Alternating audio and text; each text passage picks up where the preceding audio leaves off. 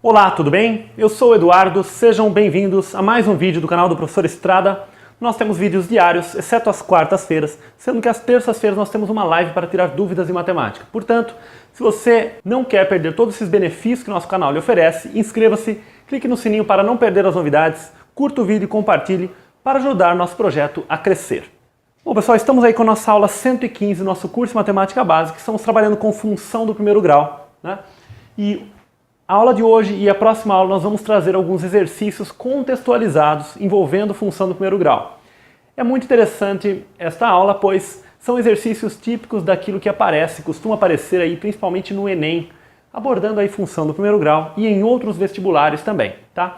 Então se liga que na aula de hoje e na próxima aula nós vamos trabalhar com esse tipo de exercícios. Bom, então o primeiro exercício que nós vamos trabalhar, ele caiu na CES Gran Rio, que é uma instituição aí que faz vestibulares lá no Rio de Janeiro. Bom, eu vou fazer com os mesmos dados do problema aqui, embora dentro do contexto atual não se encaixe tanto, tá bom? Mas vou fazer com os dados originais do exercício. Sabe-se que o valor de um carro novo é R$9.000 e com 4 anos de uso passa a ser R$4.000. Supondo que o preço caia com o tempo, segundo uma linha reta, o valor de um carro com 1 ano de uso é... Bom, pessoal, por que eu disse que esse exercício está fora de contexto aí, né? Bom, dois problemas aqui eu comentaria com vocês que são o seguinte. Primeiro, que nós não encontramos hoje em dia um carro novo por R$9.000.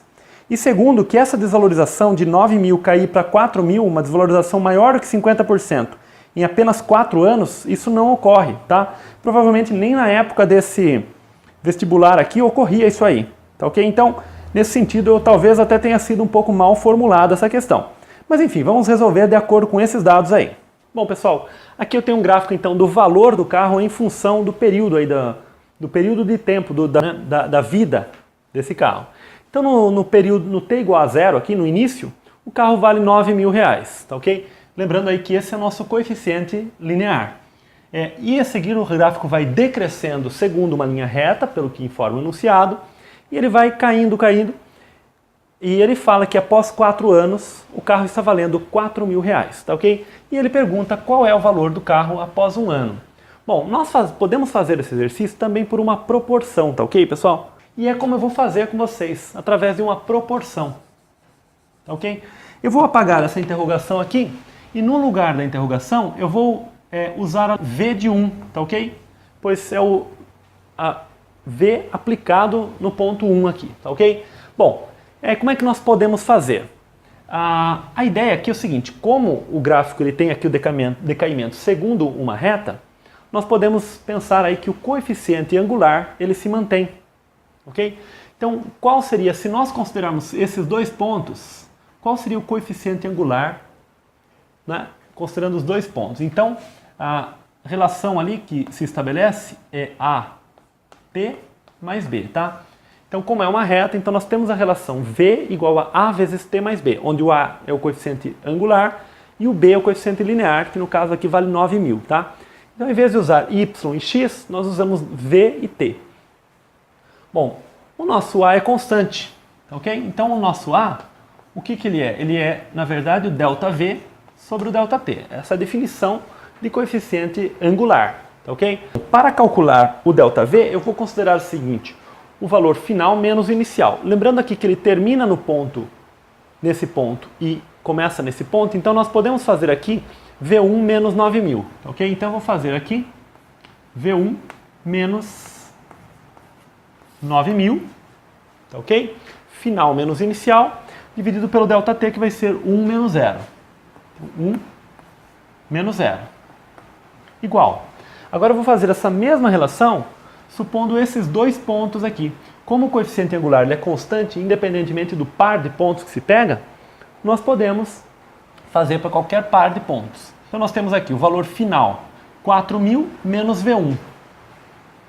Veja só, 4.000 menos V de 1, dividido por 4 menos 1. Final menos inicial. Lembrando sempre de fazer final menos inicial, mantendo essa ordem, né? Vamos fazer o seguinte agora. Esse V1 menos 9.000, aqui aparece um 3. Então eu vou passar esse 3 multiplicando.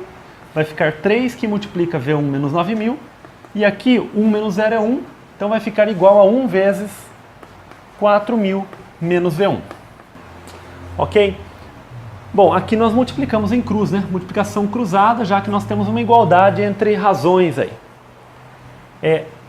Aqui então nós podemos fazer a distributiva, vai ficar o quê? 3V1 menos 3 vezes 9, 27.000, igual a 4.000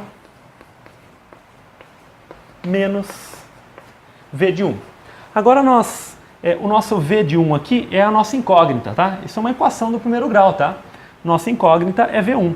Agora vamos trazer V1 para um lado, vamos ficar com 3V de 1 mais V de 1, né? Que esse menos V de 1 vai passar somando. E para o outro lado nós temos o quê? 4.000, que já estava lá, mais 27.000 daqui. Bom, resolvendo nesse cantinho aqui em cima, terminando aqui, nós temos aqui 3V1 mais V1, o que é? 4V de 1. E aqui 4.000 mais 27.000, 31.000. Portanto, V de 1, 31.000 dividido por 4. E 31.000 dividido por 4 resulta 7.750. Então, R$ 7.750, esse é o valor do carro, né? Após um ano.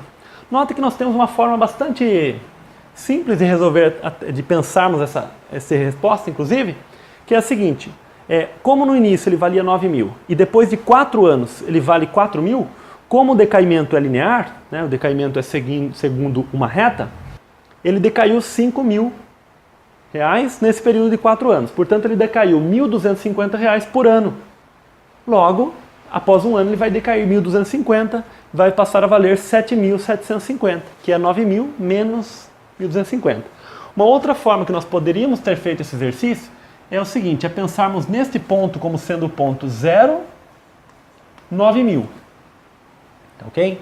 E este ponto seria o ponto 4, 4.000. Usando esses dois pontos, como nós aprendemos na aula passada, nós obteríamos primeiro esta relação aqui entre V e T. Ou seja, trabalhando com esses dois pontos, obteríamos a expressão que relaciona V e T. Ou seja, poderíamos obter o A, que é o coeficiente angular, obter o B, que nós, na verdade, já temos aqui, e com isso, bastaria nós substituirmos depois por T igual a 1 aqui. Mas achei interessante trazer essa resolução que é um pouquinho diferente para vocês. Usa apenas o coeficiente angular ali. Bom, o segundo exercício que nós vamos fazer, o enunciado é o seguinte: considere dois carros que se deslocam em sentidos contrários numa estrada retilínea, cujas equações de movimento são SA 120 menos 40T, SB igual a 20T, com T em horas e S em quilômetros. Determine graficamente o instante em que os carros se encontram. Bom, pessoal, aqui eu desenhei um gráfico do espaço, né, dos carros, dado em quilômetros, em função do tempo T, dado em horas, tá? Adotei escalas diferentes nos dois eixos. Como eu comentei com vocês quando eu expliquei gráficos lá atrás, em algumas situações, pessoal, infelizmente nós acabamos tendo que usar escalas diferentes, tá? Se eu usasse a mesma escala nos dois eixos aqui, como aqui eu tenho que ir até 120, que ele vai aparecer aqui, aqui, se eu usasse a mesma escala, ia ficar um gráfico muito espremido, ia ficar difícil até a interpretação. Então, a gente acaba espichando um pouco, né, esticando um pouco uma das escalas, tá? Mas o que é importante é manter a mesma escala em cada eixo.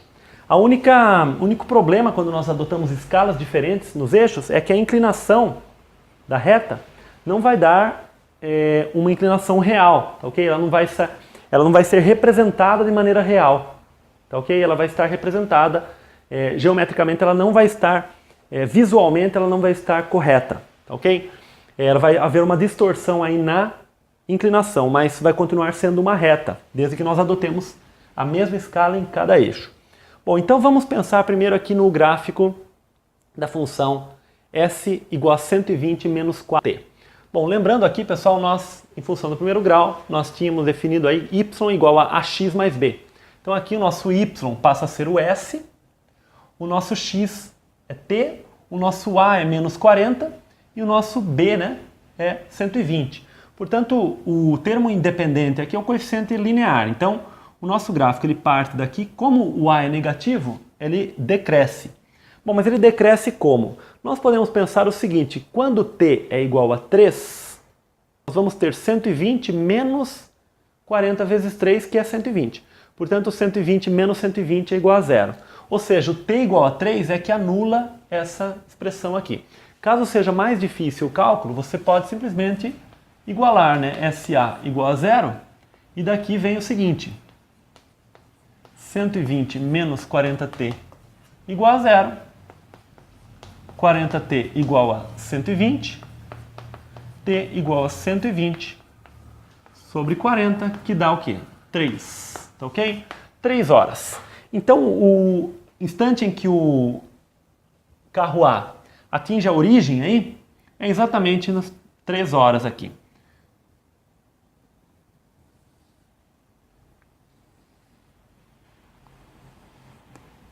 Ok, então nós temos esse decaimento aqui. Aqui, eventualmente, continuaria, né, esta reta aqui.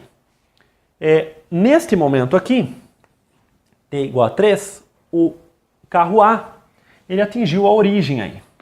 Tá ok? Agora vamos traçar o gráfico referente ao carro B. Bom, o carro B, o que nós podemos fazer? Nós podemos fazer o seguinte, como o coeficiente linear dele é 0, então nós sabemos que ele passa pela origem. E é positivo, portanto ele é crescente. Usando t igual a 3, por exemplo, nós temos SB igual a 20 vezes 3, que é 60. Portanto, t igual a 3 corresponde aqui a 60, tá ok? Nós temos aqui 60, relaciona-se com o 3. Vocês não estão vendo aí, provavelmente, mas a minha lousa é quadriculada, então eu consigo desenhar bem esse tipo de coisa aqui, com uma boa escala, né? Então, esse ponto. Então, o nosso gráfico de SB, ele passa pela origem e por aquele ponto, tá ok? Então, eu consigo também, graças ao quadriculado aqui, traçar exatamente o gráfico aqui, referente a SB. O que eu fiz aqui, na verdade, pessoal, foi aquela ideia de montar as tabelas, né? Mas como são gráficos simples, né? Valores simples, mentalmente, né? A gente já foi calculando as tabelas aí, mentalmente, né? Aproveitando que temos o coeficiente linear, aproveitando que passa pela origem, enfim. Nós tivemos que calcular apenas um ponto aí em cada gráfico para determinar qual é a reta, tá ok? E o exercício perguntava aí qual é o instante de encontro. Também graças ao quadriculado que eu tenho aqui, ele pediu para determinar graficamente. Então, graficamente, nós vemos aqui que é exatamente 2. Então, após 2 horas, e em que local? No quilômetro 40, tá ok? Então, após 2 horas, a resposta encontro. 2 horas, tá ok? No S igual a 40 km. Ele não perguntou, né? Mas é no S igual a 40 km. No entanto, pessoal, esse tipo de exercício que ele pede para determinar graficamente, ele colocou até para trabalhar um pouco desse aspecto das escalas, da correção no gráfico, né? Porque vocês poderão fazer com uma régua para achar bem certinho mesmo que é o 2 aqui, o ponto de encontro, né? Mas ainda assim, pessoal, estaria sujeito a uma falha humana aí. E eventualmente poderia ser que esse ponto de encontro não fosse exatamente às 2 horas, né? A 2 horas após o início. Poderia ser 2 horas e 5 minutos, por exemplo, 2 horas e 2 minutos, 1 hora e 57 minutos. Enfim, poderia ser próximo de 2 horas e ainda visualmente vocês poderiam ter a tendência a achar que é exatamente em 2 horas.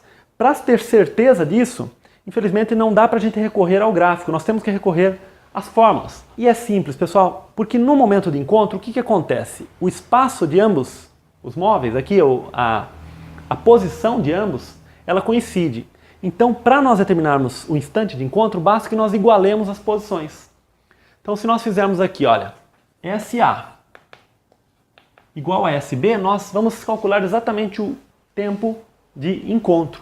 120 menos 40t igual a 20t. Uma equação do primeiro grau, levamos t para um único membro, né? Então nós ficamos aqui com 40t mais 20t igual a 120. Portanto, 60t igual a 120, o 60 passa dividindo. Então, temos t igual a 120 sobre 60, igual a 2 horas, que é de fato a nossa hipótese que nós percebemos aqui, que é graficamente, né? Embasada aqui graficamente, né? E aí, sabendo que o t é igual a 2 horas, nós podemos substituir em qualquer uma das expressões aqui, né? E encontrarmos o valor da posição. 20 vezes 2 igual a 40. Ou 120 menos 40 vezes 2, 120 menos 80, que também dá 40. Nas duas dá igual, porque nós igualamos para achar o tempo, tá? Esse é um exercício, pessoal, que em física, provavelmente, quando logo no início de física, na parte de cinemática, né? Que estuda o movimento aí dos móveis, né? Dos objetos, equaciona a velocidade, equaciona a aceleração, enfim, estuda o movimento. É um tipo de exercício que vocês costumam ver com muita frequência aí na parte de física, né? Mas aqui nós estamos abordando de uma maneira gráfica para vocês entenderem o que significa o instante de encontro, né? Então, quer dizer, cada objeto ele tem uma posição que, em função do tempo, que pode ser expressa aí na forma de um gráfico, que é uma reta. E cada objeto. Então, quando esses gráficos se encontram, nós temos a posição de encontro aí dos objetos, né? Então, um carro está indo num sentido, o outro está indo no outro sentido, tá ok? Então, eles estão indo em sentidos contrários, portanto, como eles estão na mesma estrada, então é claro que eles vão se encontrar em algum momento, que é esse aqui que nós calculamos. Agora, interessante observar que desta forma nós calculamos realmente o tempo de encontro mesmo deles, né? Bom, pessoal, nosso terceiro exercício de hoje é o seguinte: um pequeno fabricante de vasos ornamentais vende cada um a R$30. O custo total consiste de uma taxa fixa de R$90 somada ao custo de produção de R$12 por unidade. Item A. Quantas unidades o fabricante precisa vender para existir o nivelamento? Item B. O lucro ou o prejuízo é a diferença entre a receita e o custo. Se foram vendidos 3 vasos, houve lucro ou prejuízo? Item C. Quantas unidades o fabricante deverá vender se quiser obter um lucro de R$270? Bom, pessoal, eu equacionei o exercício aqui da seguinte forma. Nós temos aqui que o custo é igual a 90 mais 12N. Por quê? Nós temos um custo fixo de R$90 mais R$12 vezes cada unidade produzida ou vendida. E esse R que eu usei aqui, pessoal, é o R de receita, tá? É uma letra que nós comumente utilizamos aí na matemática financeira. A receita é o faturamento, é aquilo que nós conseguimos vender. A receita, ela inclui o custo, tá ok? Então a receita não é o lucro, a receita é aquilo que entra no nosso caixa, tá ok? É o faturamento que nós chamamos também. Então cada unidade é vendida por R$30, então temos 30 vezes N, onde N é o número de unidades vendidas ou produzidas. Eu usei de propósito, pessoal, a mesma letra N aqui, tanto para unidades produzidas, vendidas, como vendidas, produzidas. Nós estamos supondo que o número de unidades que nós vendemos e produzimos é igual. Ou seja, se nós vendermos 4 unidades, então nós vamos ter produzido somente 4. Se nós vendermos 8 unidades, vamos ter produzido 8. Tá? É claro que se nós pensarmos aí do ponto de vista de uma indústria, de uma empresa, né, um comércio, enfim, de uma empresa que produz os produtos, a situação se torna um pouco mais complexa porque nós temos a questão do estoque também. Pois aí, eventualmente pode ser que nós produzamos mais unidades do que serão vendidas. E é o que sempre ocorre, né? Mas aqui nesse problema nós acabamos simplificando, né? Na maioria dos problemas aí que nós trabalhamos aí somente no ensino básico, aí nós acabamos simplificando essa questão aqui. Mas enfim, o item A ele pede o seguinte: qual é o número de unidades para que haja um equilíbrio? Ou seja, para que o custo seja igual à receita, isso que significa equilíbrio. Para que eu gaste o mesmo tanto que eu arrecado. Então nós temos o quê? Que o custo tem que ser igual à receita. O nosso custo é 90 mais 12N e nossa receita é 30N. Temos uma equação do primeiro grau em N. Então nós passamos tudo que tem N para um lado, 30N menos 12N igual a 90. 30N menos 12N dá 18N, igual a 90. Aí o 18 passa dividindo, 90 sobre 18, e isso aqui vai dar 5. Então nós temos que produzir e vender 5 unidades. Olha que interessante. Do ponto de vista da venda, né? Vendendo 5 unidades, 30 vezes 5 vai dar R$150. Então, na venda de 5 unidades, nós recebemos R$150. Porém, o custo será 12 vezes 5, que é 60, mais R$90, 150 também. Então, nós vamos gastar R$150 para produzir 5 unidades e na venda nós receberemos de volta esses R$150. Portanto, vamos fechar a conta pelo menos, tá? Isso significa, pessoal, que se nós vendermos menos do que 5 unidades, 4 unidades, 3, haverá prejuízo, tá ok? Devido, sobretudo, a esta taxa fixa aqui, né? Que pode ser aí os custos, né, que o produtor tem aí com, eventualmente, energia elétrica, enfim, despesas diversas aí que ele tem que elas independem das unidades produzidas aí, né? Essa despesa, ela é fixa, tá? Então, no mínimo 5 unidades para que não haja prejuízo, tá ok? Aí, no item B, ele fala que o lucro ou o prejuízo é a diferença entre a receita e o custo. Se forem vendidas somente 3 vasos, né, haverá lucro ou prejuízo. Acabei de falar para vocês que será prejuízo, tá ok? Pois esse valor é o menor possível, mas vamos ver isso matematicamente aqui. O custo referente a 3 vasos aí será o seguinte: 90 mais 12 vezes 3, tá? Agora eu usei essa notação aqui, C de 3, que é o custo para a produção de 3 vasos aí. 90 mais 12 vezes 3, 12 vezes 3 é 36, 90 mais 36 vai dar R$126, tá? E qual é a receita correspondente à venda de 3 vasos? Ora, é 30 vezes 3, né? 30N, 30 vezes 3, e isso vai dar o quê? 90. Então nós vamos gastar 126 e vamos receber somente 90. Portanto, haverá o quê? Um prejuízo de quanto? De R$36.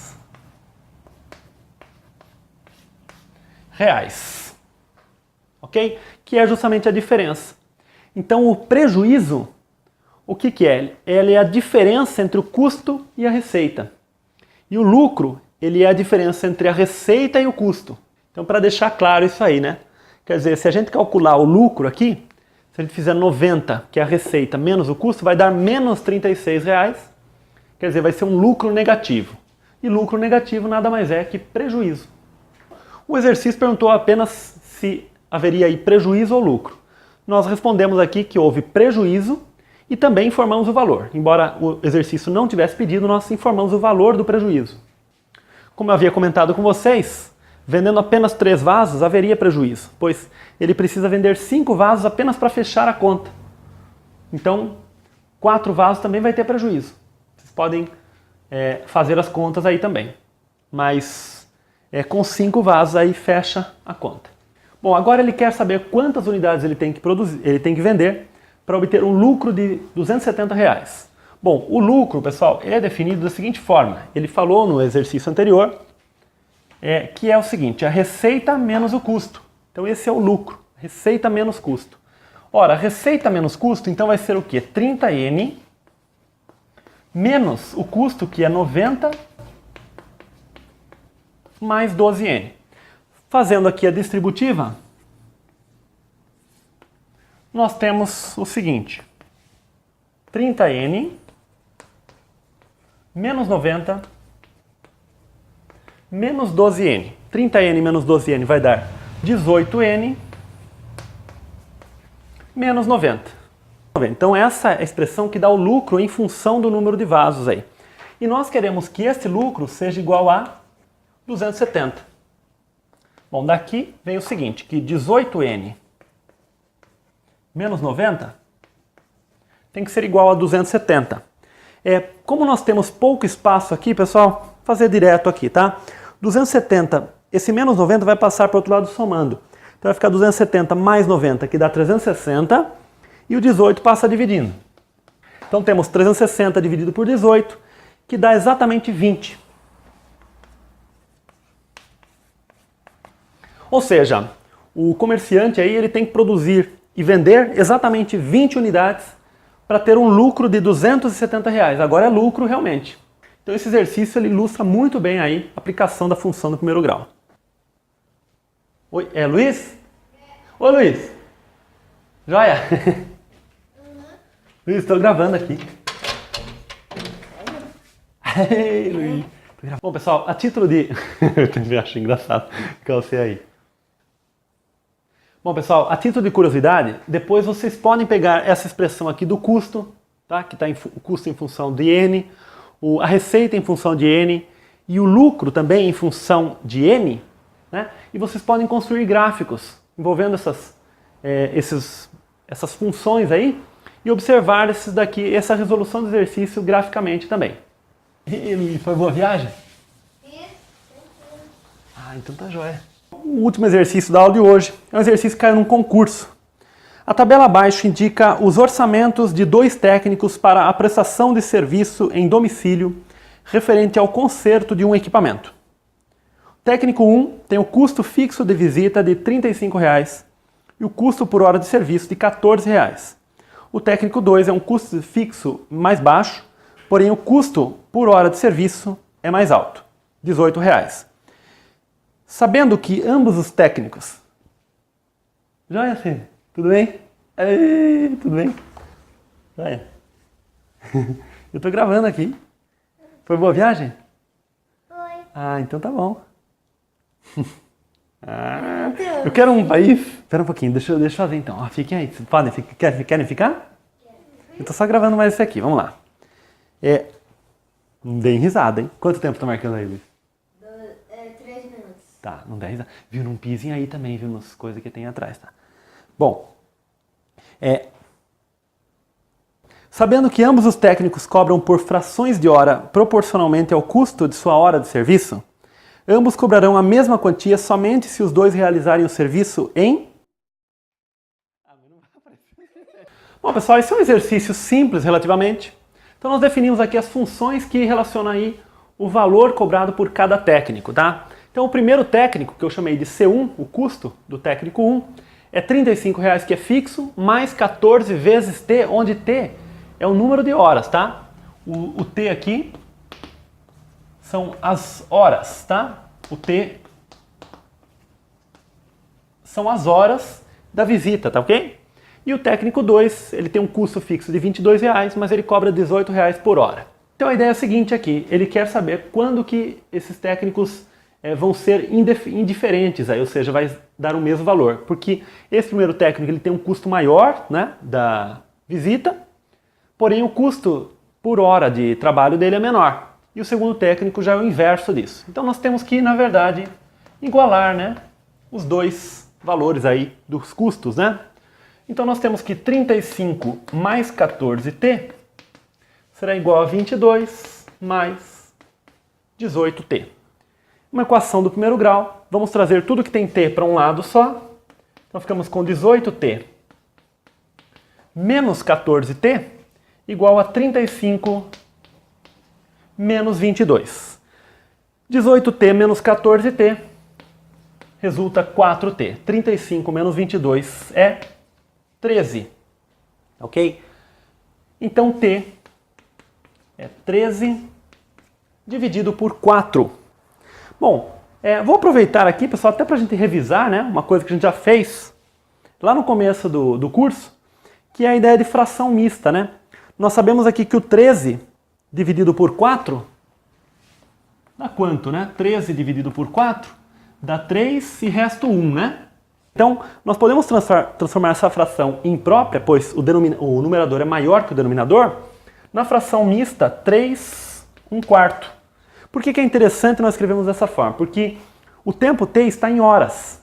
E quando nós escrevemos dessa forma, nós vemos que, na verdade, isso aqui é 3 horas mais 1/4 de hora. E 1/4 de hora é 15 minutos. Então nós podemos escrever isso aqui como 3 horas e 15 minutos. Ok? Então, para uma visita de 3 horas e 15 minutos, é indiferente. Os dois técnicos vão custar o mesmo valor. A título de curiosidade, caso a visita seja um tempo maior do que 3 horas e 15 minutos, aí vale a pena o técnico 1, tá? Porque é graças a ele que começa a ocorrer essa diminuição, porque ele tem um menor valor por hora de visita. E se a visita for menor do que 3 horas e 15 minutos, vale a pena o técnico 2, ok? Porque ele tem um maior valor por hora de visita, porém ele tem um menor custo fixo aqui.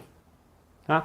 Também para essa questão vocês podem também fazer o gráfico dessas duas funções aqui para observarem o que acontece aqui, tá? Fica um exercício interessante para vocês aí, tá bom?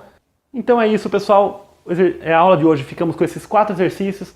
Vamos continuar essa aula. Na aula que vem vamos fazer mais 4 exercícios envolvendo esse assunto aqui que é tão importante, costuma aparecer tanto nos concursos e vestibulares aí, tá? Então um grande abraço, até o próximo vídeo, tchau!